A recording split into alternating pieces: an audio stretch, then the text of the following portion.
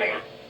Residents all across the Baltimore and Washington, D.C. metro areas, North and North Central Virginia, much of Maryland and the Eastern West Virginia Panhandle should monitor the situation very closely and ensure your NOAA weather radios are set to alert mode. Severe weather warnings may become necessary. Here are some safety rules to keep in mind when severe weather is expected or is occurring. If the warning is issued, seek shelter indoors immediately. A severe thunderstorm is defined as producing quarter-size or greater hail and damaging wind gusts of 58 miles per hour or more.